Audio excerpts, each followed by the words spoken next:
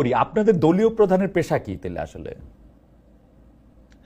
ওনার অবশ্যই আয়ের উৎস নিশ্চয়ই আছে, আমরা কেউ জানি তাহলে না উনি কেন? কিভাবে ওনারা এখন এইটা উনি এতদিন ধরে দেশের বাইরে আছেন, হুম। ওনাদের ওনার ফ্যামিলি আছে, ওনার স্ত্রী আমার ডক্টর জোবাইদা কর্মরত আছেন।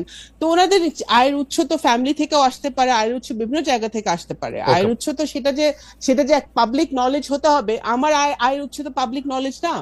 আমার আয়ের উৎস আপনি জানেন না, বাট দ্যাট ডাজন্ট মিন যে আমার কোনো আয় নাই। হ্যাঁ, তো আয়ের উৎসটা সবার জানতে হবে এমন কোনো কথা নেই। অ্যাজ লং অ্যাজ উনি ট্যাক্স ফাইল করছেন, অ্যাজ লং অ্যাজ ওনার ফাইলস সব না, ক্লিয়ার আছে, ধরেন দ্যাটস অল ইট ধরেন ম্যাটার্স। শামাপা, এটা মনে হইতে পারে যে আমি কিন্তু জনাব তারেক রহমান রে, বেগম খালেদা জিয়ারে খুবই পছন্দ করি, বাংলাদেশের সব লোককে আমি পছন্দ করি, কিন্তু ঘটনা হচ্ছে যে ধরেন আমার মেয়ে যদি জনাব তারেক রহমানের মতো হইতে চায়, তো সে যদি আমার জানতে চায় যে উনি কি করেন, তাহলে আমাকে বলতে হবে যে উনি আসলে পলিটিক্স করেন, তাই তো?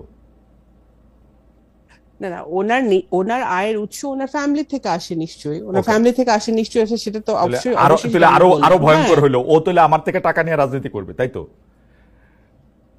আপনার মেয়ে তো আপনার কাছ থেকে টাকা চাইতেই পারে, আমার ওকে। বাবা বেঁচে থাকলে আমি বাবার কাছে আমি টাকা চাইতেই পারি, ওকে, এটা সমস্যা কি? আপনাকে অনেক ধন্যবাদ আপা, আমি একটু বাবা মারা তো ছেলে মেয়েদেরকে করবেই।